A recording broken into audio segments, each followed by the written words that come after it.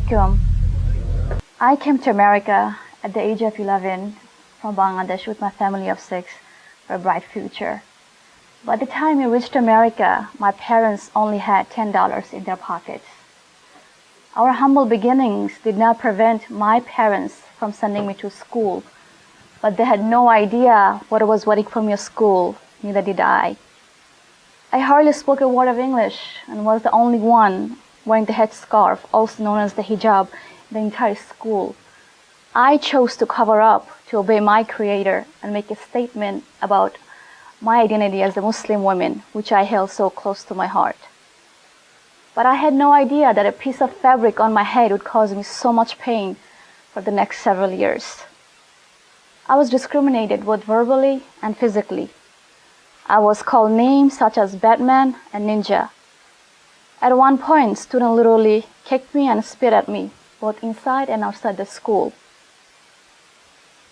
I was so scared I used to enter the school from the boys' entrance instead of the girls.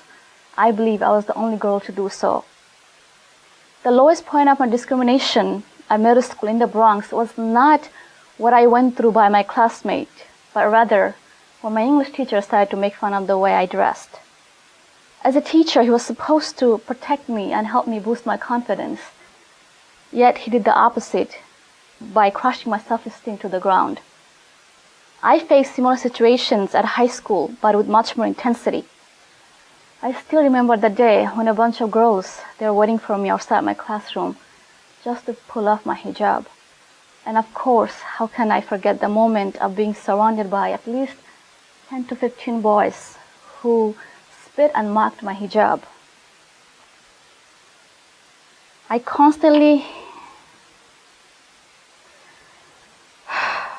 feel so helpless and terrified.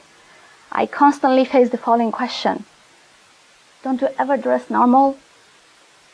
Constant discrimination continued throughout my high school years. I could have dropped out of my high school, but that was never an option for me. In fact, I graduated on top of my class.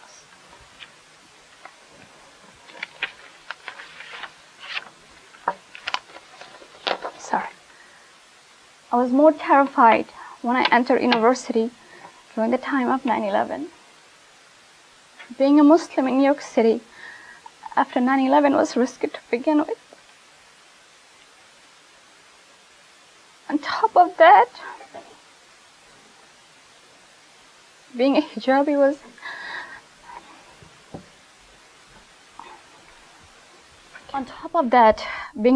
was a direct sign saying she's a Muslim. I constantly lived in fear as I was called names such as Osama bin Laden and terrorist. And of course, I could never avoid those stares as if I was from a different planet. I even got chased a few times down the street. It was a total nightmare. Fast forwarding a few years, on October 1st, 2010, I launched an online hijab store called StunningHijab.com. One of the aims of my business was to serve others.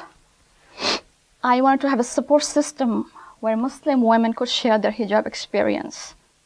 Shortly afterwards, I started to receive emails from women across the globe. I specifically remember this 14-year-old girl named Aliyah from UK. She wrote me an email explaining how her classmate chewed gum and spit at her hijab, and it became a laughing matter just because of her hijab.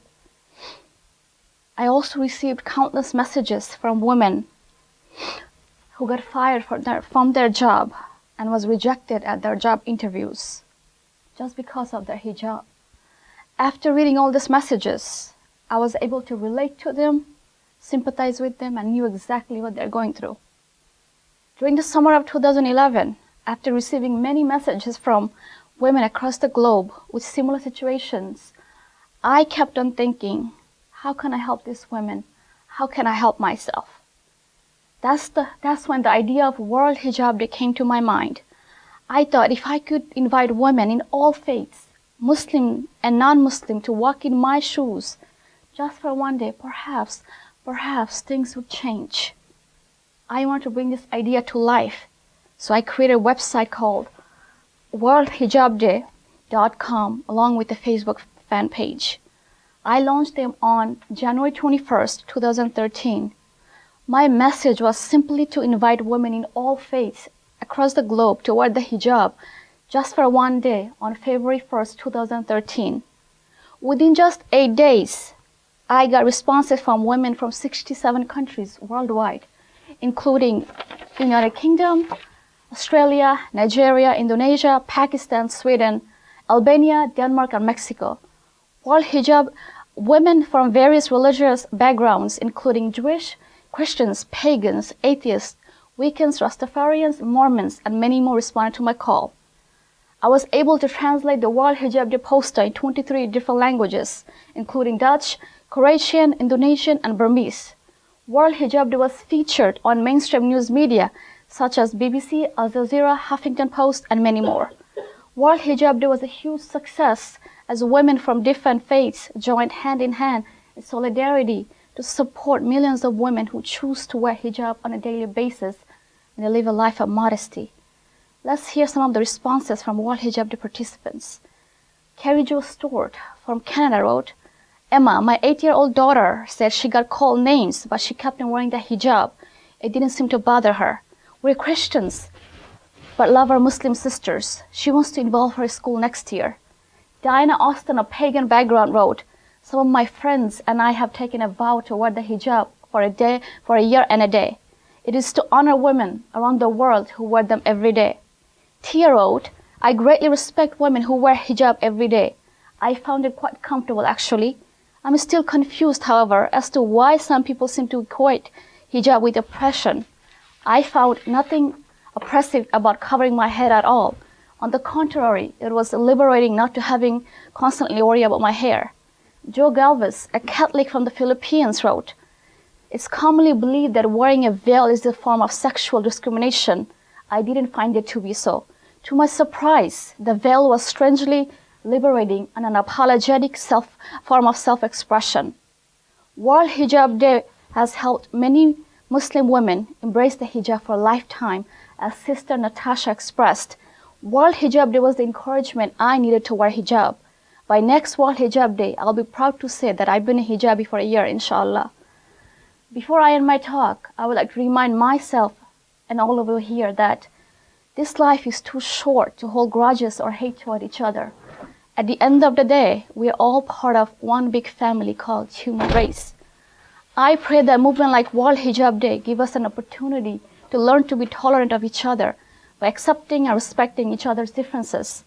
It is only through tolerance and understanding we can coexist peacefully. I invite all of you to join in my quest to have 1 million participants for the next World Hijab Day on upcoming February the 1st by spreading the word. It is only through working together we can achieve to have a local form of World Hijab Day in as many cities, states, countries, and continents as possible. Let's start a World Hijab Day revolution, a tool for tolerance, understanding, and peace. Thank you very much for your time. Can you play the video, please?